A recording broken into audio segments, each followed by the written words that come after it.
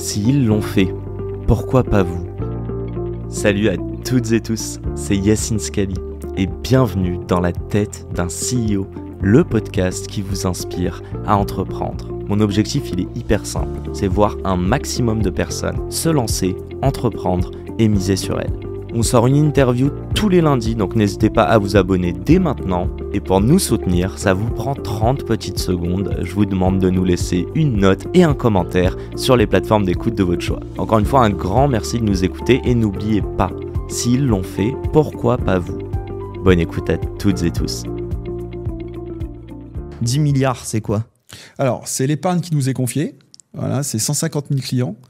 Ça va la pression? Bah, c'est beaucoup de, oui, ouais. C'est beaucoup de pression parce que c'est pas notre argent, c'est l'argent de nos clients et on se doit d'être à la hauteur de la confiance qu'ils nous ont donnée. C'est une vraie pression. Je te pose la vraie question. Je sais que les entrepreneurs dorment avec leur boîte, mais on l'a dit, c'est très émotionnel. Tu dors bien? Je dors super bien. Il y a pas des moments où il y a des petites sueurs froides? Non. Jamais, non. surtout avec le climat actuel. Non, parce qu'au contraire, d'abord, bien dormir, c'est essentiel pour être en forme et bien travailler, être en possession de tous ses moyens. Donc, il faut bien dormir. Et pour bien dormir, c'est aussi, il faut savoir s'organiser. Et la pression... La sagesse, les amis. Non, mais... La maturité. Exactement, ouais. Parce qu'en fait, c'est dans les moments les plus durs qu'on peut créer la différence. Ok. Voilà. C'est pas quand tout va bien. Moi, quand tout va bien, j'ai plus de mal à dormir. Ça te fait chier quand tout va bien? Eh ben, ça m'inquiète. Ah, ça t'inquiète carrément. Ça m'inquiète parce que quand tout va bien, ça veut dire que soit j'ai un truc que j'ai pas vu, soit il y a un truc que les autres n'ont pas vu et que peut-être j'ai entreaperçu. Il y a toujours un truc sur lequel travailler, un truc à améliorer selon toi. Quand tout va mal, c'est vraiment là qu'on peut faire la différence. C'est là qu'on peut trouver des choses intéressantes. C'est là que, tu connais l'adage, acheter au son du canon, revendre au son du violon. Je connaissais pas l'adage. Tu connaissais pas ça? Non, je te jure. On n'est pas la même génération. Attends, déjà, et puis moi, mes parents sont marocains, donc les proverbes arabes, je vais pas te les sortir, mais j'ai pas ces rêves. Non, après, j'ai des proverbes français. Attends, je me permets de t'interrompre parce que sinon, on va rentrer en long, large, en travers dans Quorum, dans votre activité. Donc déjà, je le dis vu que tu l'as pas dit. Donc 10 milliards, tu l'as dit, 150 000 épargnants. Ouais. Vous êtes 250 aujourd'hui? On est 250, oui. 250, présents en France. On est 22 nationalités dans l'entreprise. On est présent dans 7 pays et je crois qu'on parle 34 langues. Merci. Maintenant, 10 000 steps en arrière. On parle pas d'âge, mais tu m'as dit qu'à 15 ans, tu savais que tu voulais être entrepreneur. Pourtant, tu l'as été bien plus tard. Non, mais je savais que je voulais porter un projet. J'ai toujours eu l'envie de porter des projets, quels qu'ils soient, dans le sport. C'était quoi à l'époque qui te drivait dans ça? Porter un projet, comme tu dis? C'était avoir une idée, quelle qu'elle soit. Et c'était pas l'idée d'avoir l'idée, il s'est dit, mais j'aimais bien avoir des idées, puis aller jusqu'au bout, emmener des copains autour, faire un truc et développer quelque chose. Ça pouvait être dans tous les domaines, mais j'ai toujours eu ça. J'avais du mal à m'imaginer être parmi un groupe dans une fonction. J'adore le sport d'équipe, mais c'est pas le sujet, mais pas avoir de perspective. Et ça, c'est un truc super important dans notre monde. On voit qu'on est dans un monde compliqué parce qu'il y a beaucoup de frustration, parce que les gens n'ont pas le sentiment de ne pas avoir le bout du tunnel, ce que je peux tout à fait comprendre. Il y a des gens qui n'ont pas forcément envie de voir le bout du tunnel, qui se sentent très bien dans un environnement sûr, certain, dans lequel ça sera toujours comme ça. Et quand même, le reste de l'humanité, on a besoin d'avoir une perspective. On a besoin d'évoluer, tu vois. La sécurité, c'était pas ton truc? En tout cas, la sécurité, c'était sûrement pas faire du surplace. Ah, ok, intéressant. T'es confortable dans l'inconfort, t'es confortable dans le changement perpétuel? Alors, tu sais que le propre de l'homme, c'est le déséquilibre. C'est-à-dire que l'homme est le seul être vivant qui, pour avancer, doit se mettre en déséquilibre.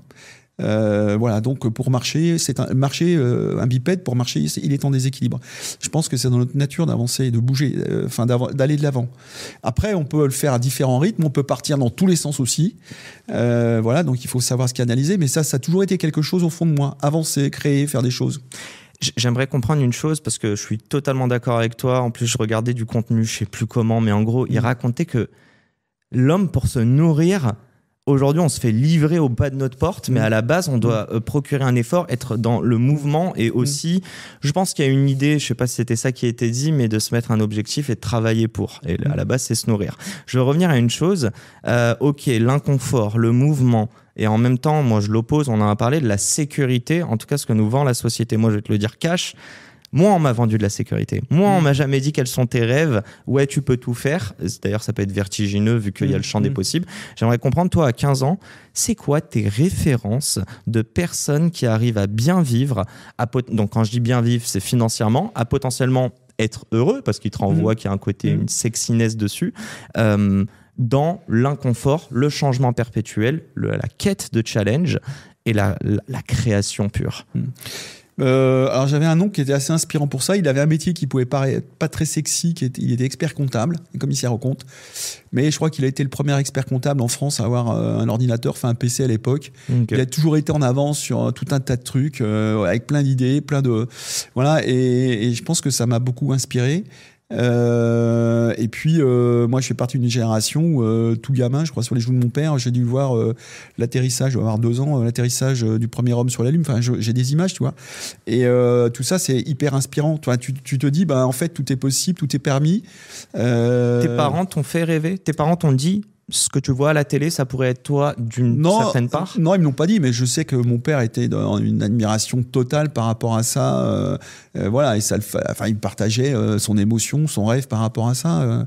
Avoir un peu la tête dans les étoiles, c'est vachement important. Enfin, essayer de se projeter, c'est un truc super important. Ouais. Je veux pas faire mon psy à 2 balles, mais moi, je sais que ça m'a impacté beaucoup dans ma vie et je l'ai compris récemment. Est-ce que c'était une manière de capter l'attention de ton père que de reproduire ces étoiles qui lui l'animait de ouf? Non, alors j'y crois absolument pas, mais voilà, ma mère m'en a souvent parlé. J'avais le même signe zodiacal que mon père. C'est-à-dire que mon père était depuis que je suis tout petit, j'ai vu des bouquins de science, quels qu'ils soient. Mon père adorait les bouquins de science-fiction et c'est vraiment un truc que j'ai hérité de mon père. Je suis vraiment là-dedans, dans le progrès, le futur. Alors pas à n'importe quel prix, évidemment, mais dans les choses qui nous paraissent inatteignables et qui inatteignables. Et je te renvoie juste un truc. Il y a un film il y a une vingtaine d'années, une quinzaine d'années, qui était... j'ai plus le titre en tête, mais voilà, où t'avais un acteur dont j'ai perdu le nom qui touchait des boutons virtuels sur un écran. Ben, on y est déjà. Enfin, des drones, des mini-drones qui font la guerre, on est en plein dedans. Ce film n'a que 15 ans. À l'époque, ça pouvait paraître de la science-fiction. Et je me souviens... C'est la réalité. Et quand je voyais ce film, je me dis, mais à mon avis, ça arrivait très bientôt. On est en plein dedans. On est complètement en plein dedans. Et les choses vont très vite, voilà. Et donc, ce qui est toujours intéressant, c'est... d'arriver à capter les signaux faibles dans lesquels on se dit, tiens, il y a des trucs qui sont en train de se passer là, et allons voir ce qui se passe et essayons d'être dedans. C'est la fin de cet épisode. S'il vous a plu, prenez 30 secondes pour nous laisser un commentaire et une note sur la plateforme d'écoute de votre choix. On a encore des dizaines d'épisodes en stock, donc je vous laisse fouiller. Et d'ici là, n'oubliez pas, s'ils l'ont fait, pourquoi pas vous? Encore une fois, un grand merci de nous avoir écoutés et à très vite pour un nouvel épisode. Ciao.